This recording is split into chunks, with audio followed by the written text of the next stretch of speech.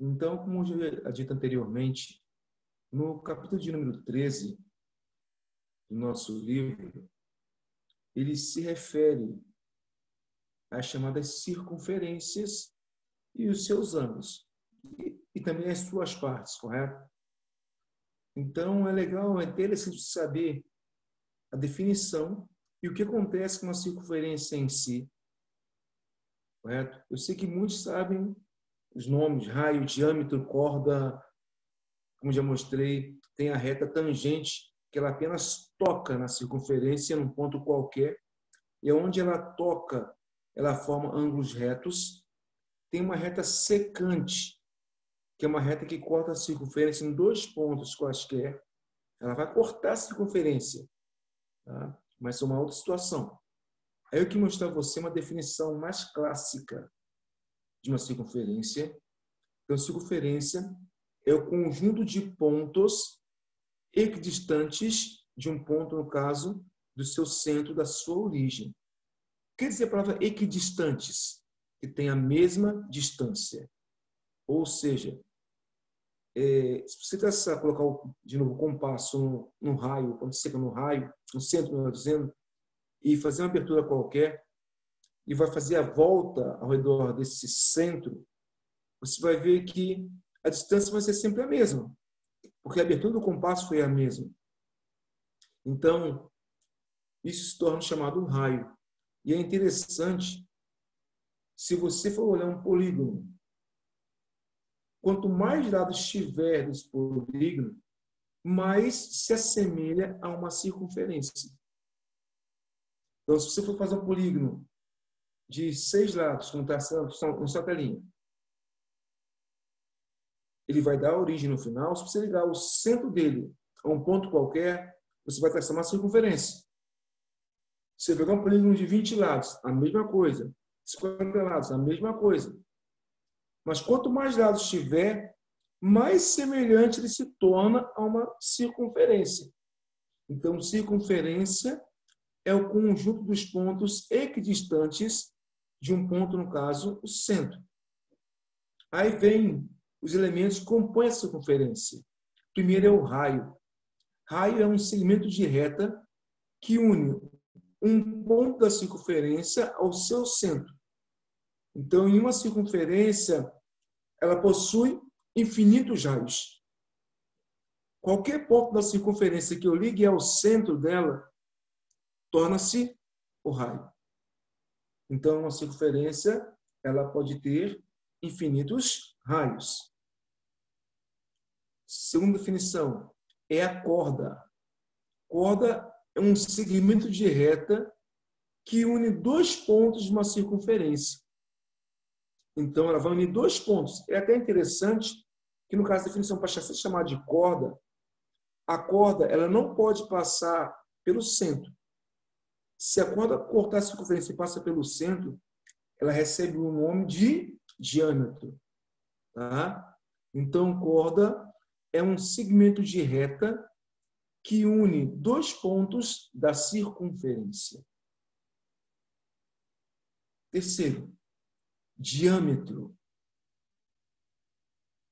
Diâmetro é diâmetro é toda a corda que passa pelo centro da circunferência. Então, o diâmetro ele é uma corda que passa pelo centro. E ele divide a circunferência em duas partes iguais, em duas semicircunferências. Isso é interessante. Então, o diâmetro é uma corda que passa pelo centro da circunferência, divide ela em duas partes iguais, que são chamadas de semicircunferências. Então, diâmetro é toda a corda que passa pelo centro da circunferência.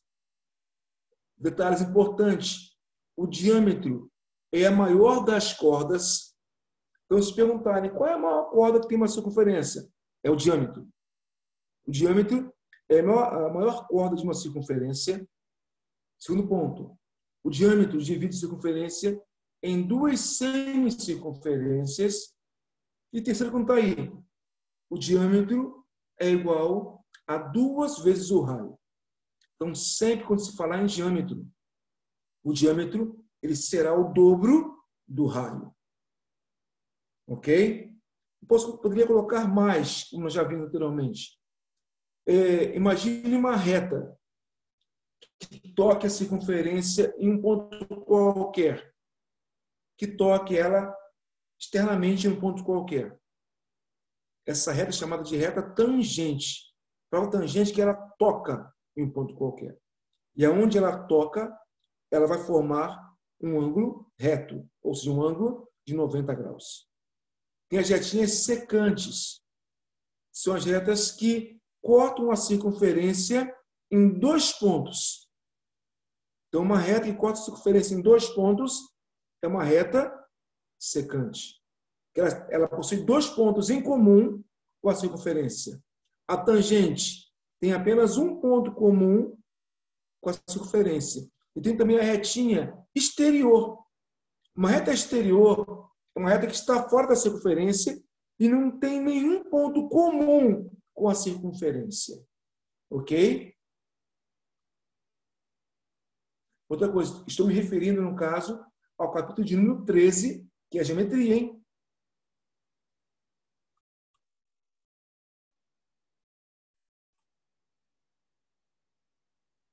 Agora eu vou mostrar a vocês alguns ângulos que fazem parte de uma circunferência. Então, alguns nomes que são vinculados a uma circunferência. Primeiramente, é o ângulo central. O ângulo central, ele sai do vértice da circunferência.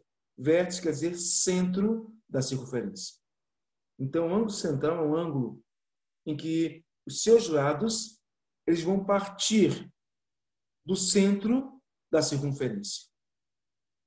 E a teoria me informa o quê? Que o ângulo central ele vai ser sempre igual à abertura do arco que é formado por ele. No caso, essa abertura que tocou na circunferência é um arco, é uma curva. Então, o ângulo central ele vai ser igual a esse valor. Então, por exemplo, se o meu ângulo é 50 graus, o arco que formou esse ângulo também mede 50 graus. Se o arco é 100 graus, o meu ângulo também mede 100 graus. E observe que o ângulo central ele tem a parte menor e tem a parte maior. Lembrando que a circunferência inteira ela vai ter 360 graus. Então, se o arco maior tiver, no caso, 100 graus, o menor tiver 100 graus, o maior vai ter que ter quanto? 260 graus. Então, tudo isso tem que ser observado com relação aos nossos ângulos. Próximo ângulo é o ângulo inscrito. O ângulo inscrito, o seu vértice, ele vai ser em uma das extremidades na circunferência. Então, o vértice dele é uma das extremidades da circunferência e seus lados são retas secantes. O que são retas secantes? São retas que cortam a circunferência em 2 pontos. Pode ver que tem PA e tem PB. PA e PB são retas secantes e criaram um ângulo alfa. E a teoria fala o quê? Todo o ângulo inscrito, o seu valor é metade do arco que o forma. Ou seja, como alfa ele é formado pelo arco AB, então o valor de alfa é o arco AB sobre 2. Ok? Agora, imagina o seguinte. Se ele me deu o valor de alfa, já me deu o ângulo, e quer saber o tamanho do arco. Se alfa é metade do meu arco, quer dizer, então, que no caso, o arco AB, ele vai ser o dobro do ângulo alfa. Então, no caso do ângulo inscrito, o ângulo alfa é o arco AB sobre 2. E o arco AB é 2 vezes o ângulo alfa. Você pode pensar dessa seguinte forma. O terceiro ângulo é um ângulo de segmento. Ó, o vértice na circunferência é um lado secante e outro lado tangente. Então, um lado apenas toca na circunferência, quer dizer, é o tangente, e o outro lado corta a circunferência. Então, esse ângulo de segmento ele é formado por uma reta tangente e uma reta, no caso, secante. AB é secante, porque cortou a circunferência em 2 pontos. E a região que sai de A, no caso, é uma reta tangente, pois apenas tocou no ponto A. E o que a teoria me afirma sobre um ângulo de segmento? É semelhante ao ângulo inscrito.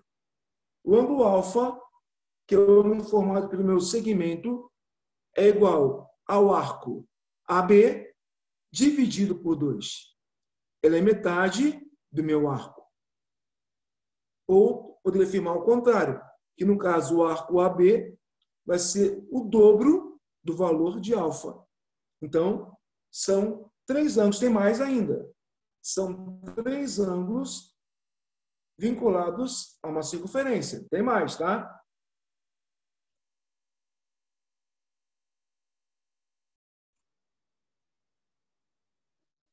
E para terminar a parte de ângulos pertencentes a uma circunferência, nós temos 2 ângulos que recebem um título ou um nome de excêntricos. Tem um excêntrico interior. Por que interior? Porque ele é visto dentro da circunferência. E tem um excêntrico exterior, que é um ângulo que ele é visto fora da circunferência.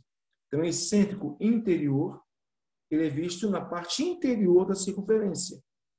E o excêntrico exterior, o seu vértice está fora da circunferência. Então, reparem bem, como é que é formado o ângulo excêntrico interior? Primeira coisa, o vértice dele, o seu centro, está na origem, está dentro da circunferência. E é formado por 2 retas secantes que se cruzam num ponto só, que é o seu vértice. Então, aí tem um exemplo que eu acho interessante separar um pouquinho no excêntrico interior. Tem um exemplo aí. Tá? Tem um ângulo alfa. Agora, observem que alfa ele tem um arco que está, o arco AB, e tem um arco na parte oposta dele, o arco DC. Então, a teoria fala o quê? Que o ângulo alfa é igual ao arco AB mais ao arco CD dividido por 2. Interessante que, se você observar, o alfa está em relação a AB, mas esse mesmo alfa também está em relação a DC, que é um ângulo oposto pelo mesmo vértice. Então, observe, tudo isso tem que ser observado. Se você observar, quando essas retas se cruzaram, eu posso afirmar a você que eu criei 4 ângulos, que são 2 pares de ângulos opostos pelo mesmo vértice. Então, teria, no caso, o alfa de um lado do outro. Eu poderia até falar também tem um ângulo beta, que é formado pelo arco AD e pelo arco BC. Então, eu posso trabalhar de 2 formas diferentes. O que importa é você visualizar a tua figura e ver o quê? O excêntrico interior, o vértice, ele está dentro da circunferência e é formado por 2 retas secantes que se cruzam num ponto só. E o valor desse arco vai ser o valor desse ângulo vai ser a soma dos arcos que poderiam formar tanto esse ângulo como o seu ângulo oposto. Então, o ângulo alfa é formado pelo ângulo pela curva AB, que é o arco, mais CD dividido por 2. Isso é o excêntrico interior. E o excêntrico exterior, o seu vértice, ele é fora da circunferência. Ele é, no caso, externo à circunferência. E os seus lados, eles podem ser secantes ou até tangentes. Repare que na sua figura aí, para você, ele é secante, que cortou a circunferência em partes, em 2 partes. cortou ela em BC e cortou em AD. Mas também pode haver retas tangentes. São retas que apenas tocam na circunferência. Agora, o que aconteceu? O que acontece para você saber o valor desse ângulo? Ou secante ou tangente. Sempre vai formar um arco maior e um arco menor, sempre. Independente dos lados que formam esse ângulo. Vai formar um arco maior e um arco menor. Como esse ponto ele é externo à circunferência, a teoria fala o quê? Que o ângulo excêntrico exterior, no caso alfa, é AB menos CD dividido por 2. Eu falo o seguinte, vai ser o arco maior menos o arco menor dividido por 2. Repetindo, hein? O ângulo excêntrico exterior. O seu valor vai ser o arco maior menos o arco menor dividido por 2. E tanto faz, vou tornar a falar, tanto faz ser formado por retas secantes ou retas tangentes, que o seu cálculo é sempre o mesmo.